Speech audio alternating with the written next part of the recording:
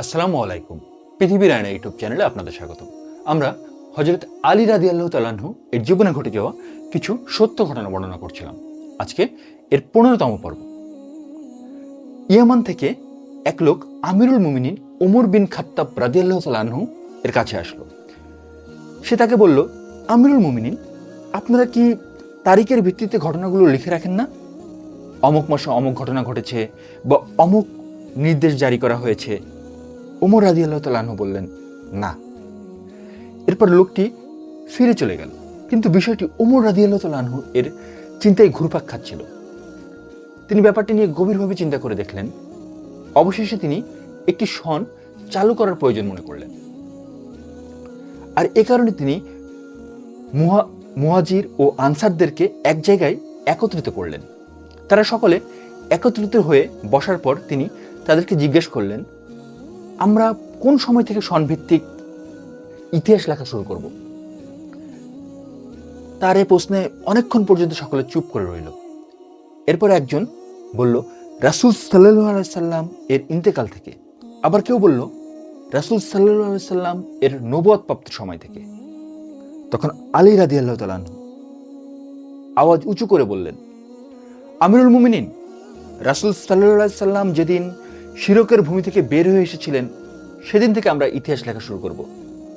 অর্থাৎ রাসূল সাল্লাল্লাহু আলাইহি সাল্লাম যেদিন হিজরত করতে মক্কা ত্যাগ করলেন ওই দিন থেকে। তখন সকলে তার কথা গ্রহণ করে নিয়েছে এবং তার উপর ঐক্যমত্য হয়েছে। আলহামদুলিল্লাহ। অর্থাৎ আমরা এখানে দেখতে পাচ্ছি যে হিজরি যে সনটি সেটি কিন্তু একটি ঐতিহাসিক ঘটনার উপর ভিত্তি করে এই হিজরি সনটা শুরু করা হয়েছে। এবং সেটি হলো যে নবী করিম সাল্লাল্লাহু আলাইহি সাল্লাম যখন মদিনা থেকে হিজরত করে মদিনায় গিয়েছেন সেই সময় থেকে কিন্তু হিজরি সন লেখা শুরু হয়েছে। আলহামদুলিল্লাহ। এবং এই প্রস্তাবটি দিয়েছিলেন আলী রাদিয়াল্লাহু তাআলা আনহু। বায়তুল্লাহর পাশে এক ব্যক্তির চিৎকারের আওয়াজ শোনা যাচ্ছিল। এক যুবক মানুষের ভিড় ঠেলে চিৎকার করতে করতে এসে আমিরুল মুমিনিন ওমর রাদিয়াল্লাহু তাআলা আনহু এর সামনে উপস্থিত হলো।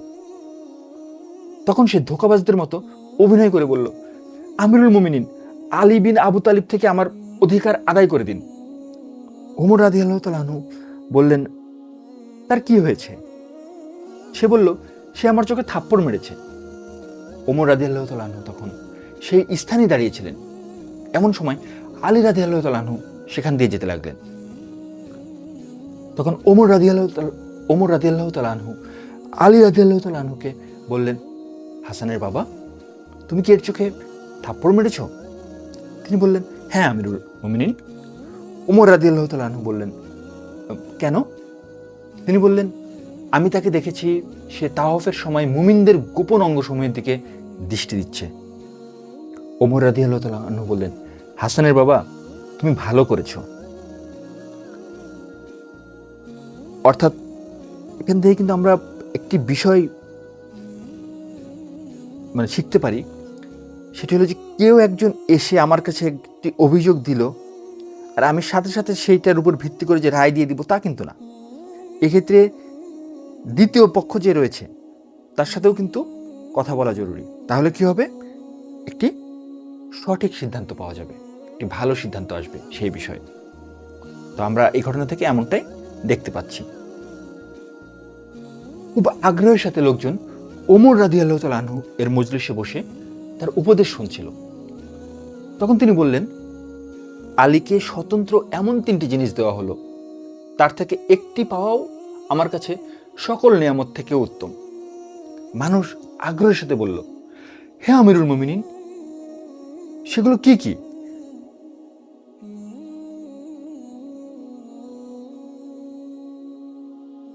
তো আমিরুল মুমিনিন ওমর রাদিয়াল্লাহু তাআলা আনহুকে যখন জিজ্ঞাসা করা হলো যে সেগুলো কি কি, তিনি বললেন, সে নবী সাল্লাল্লাহু আলাইহি সাল্লামের মেয়ে ফাতেমাকে বিয়ে করেছে। মসজিদ তার বাসস্থান, সেখানে তার জন্য যা করা জায়েজ আমার জন্য তা জায়েজ নেই। এবং সে খাইবারের দিন পতাকা বহন করেছে। অর্থাৎ এই ঘটনায় আমরা আলী রাদিয়াল্লাহু তাআলা আনহু এর 3টি স্বতন্ত্র বিষয় দেখতে পেলাম। একটি হলো সে নবী করিম সাল্লাল্লাহু আলাইহি সাল্লামের মেয়ে ফাতেমা রাদিয়াল্লাহু তাআলা আনহাকে বিয়ে করেছেন। তার বাসার মসজিদ একই জায়গায়, মানে মসজিদই ছিল তার বাসস্থান। আর আরেকটি হলো খাইবারের দিন সে পতাকা বহন করেছে, মানে খাইবারের যে যুদ্ধ ছিল সেই দিন সে পতাকা বহন করেছে। তখন আলী রাদিয়াল্লাহু তাআলা আনহু মাত্র নবতরুণ, মসৃণ হাত ও কোমল ত্বক বিশিষ্ট।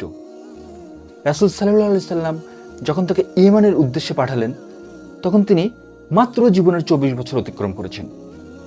আলী রাদিয়াল্লাহু তাআলা আনহু বললেন, হে আল্লাহর রাসূল, আপনি আমাকে ইয়েমেনে পাঠাচ্ছেন, মানুষ তো আমাকে বিচার কার্য সম্পর্কে জিজ্ঞেস করবে, অথচ এই ব্যাপারে আমার কোনো জ্ঞান নেই।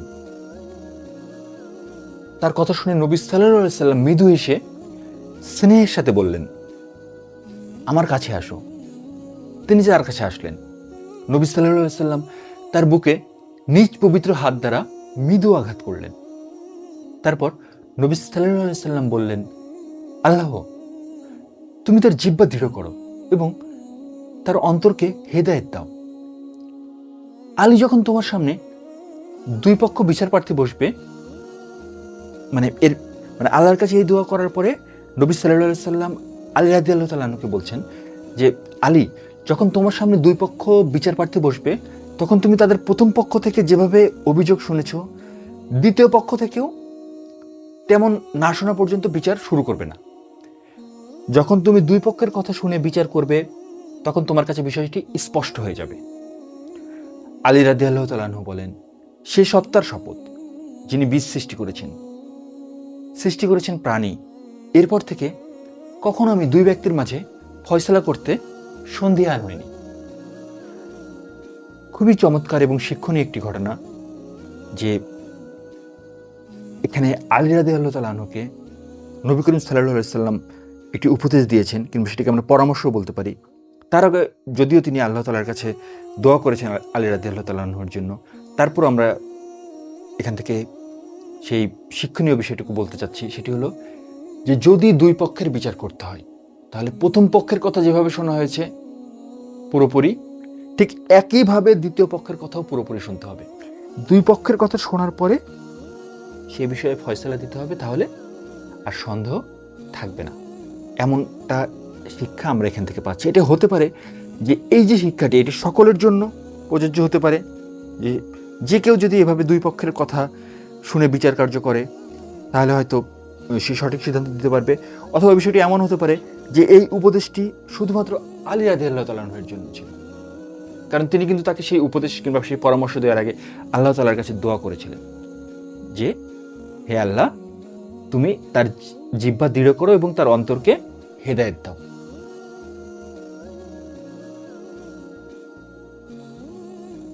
ইয়ামানে 4 জন ব্যক্তি একটি গর্তে পড়ে গেছে। সে গর্তে একটি সিংহ শিকার করতে বসেছিল।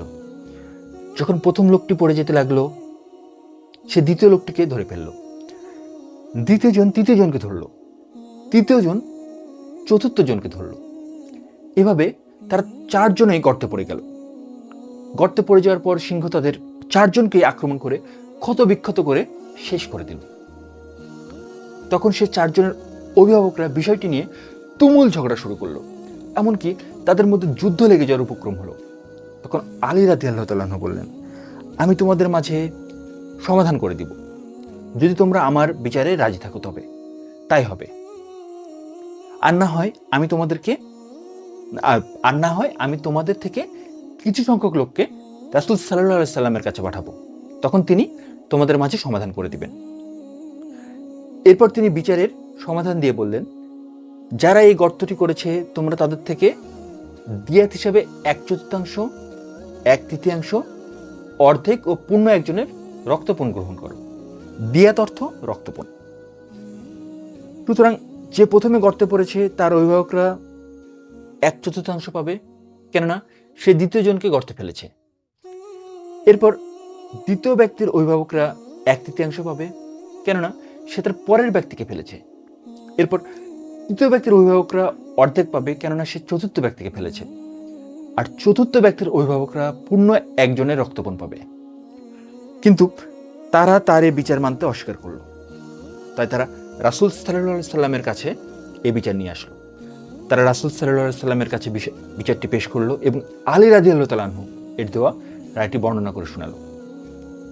তখন রাসূল সাল্লাল্লাহু আলাইহি সাল্লাম আলী রাদিয়াল্লাহু তাআলা আনহু এর রায়কে বহাল রাখলেন আর বললেন, সকল প্রশংসা সে আল্লাহ তাআলার, যিনি আহলে বায়াতের মধ্যে প্রজ্ঞা রেখেছেন। আলহামদুলিল্লাহ। অর্থাৎ এখান থেকে আমরা যেটি দেখতে পেলাম সেটি হলো যে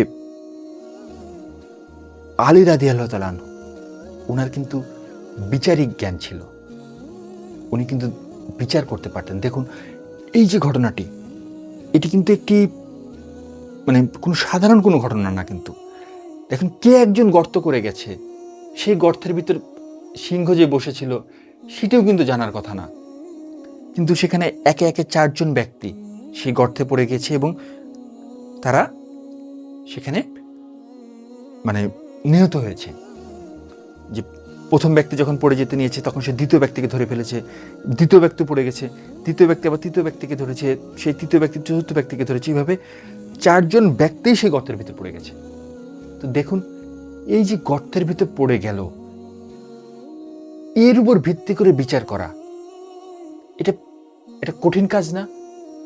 যে এই বিচারটা আপনি কিভাবে করবেন? কারণ যদি আপনি বলেন যে প্রথম জন দ্বিতীয় জনকে ফেলে দিয়েছে, তাহলে তো সেই প্রথম জন সেও তো মারা গিয়েছে, আবার দ্বিতীয় জন তৃতীয় জনকে ফেলে দিয়েছে, মানে 4 জনই তো শেষ হয়ে গেছে, 4 জনই তো নিহত হয়েছে। তাহলে আপনি এই নিহতদের উপর কিভাবে বিচার করবেন? কিন্তু দেখুন আল্লাহ তাআলা যাদেরকে জ্ঞান দিয়েছেন, যিনি যে কাজের যোগ্য তিনি কিন্তু সেই কাজটি ঠিকভাবেই করতে পারবে। দেখুন আলী রাদিয়াল্লাহু তাআলা আনহু কিন্তু তাদের ভিতর ফয়সালা করে দিয়েছেন যে তোমরা মুক্তিপণ নাও, মানে রক্তপণ নাও। কার কাছ থেকে? যারা ওই গর্তটি করেছিল। হতে পারে সেই গর্তটি হয়তো ঠিক জায়গায় করা হয়নি, কিংবা ওই গর্তটি করা হয়তো ঠিক হয়নি, যে কারণেই হোক তিনি কিন্তু একটা বিচার দিয়েছেন যে যারা ওই গর্ত করেছে তাদের কাছ থেকে রক্তপণ নাও। এবং তিনি যে বিচার করেছেন, এই বিচার যখন ওই 4 জন ব্যক্তির ওইভাবে করে পছন্দ হয়নি, তারা তখন যখন নবী করিম সাল্লাল্লাহু আলাইহি সাল্লামের কাছে গিয়েছেন, তখন কিন্তু নবী সেই একই বিচারের রায়, সেই বিচারের রায়টাই মানে আলী রাদিয়াল্লাহু তাআলা যে রায় দিয়েছিলেন সেই রায় কিন্তু বহাল রেখেছেন। এবং এখান থেকে আমরা কিন্তু জানতে পারছি যে আহলে বায়াত তাদের প্রজ্ঞা কতটুকু। আলহামদুলিল্লাহ। আজকের মতো ঘটনা এ পর্যন্তই। এরকম আরও ঘটনা জানার জন্য এবং শোনার জন্য আমাদের সাথেই থাকুন। ধন্যবাদ।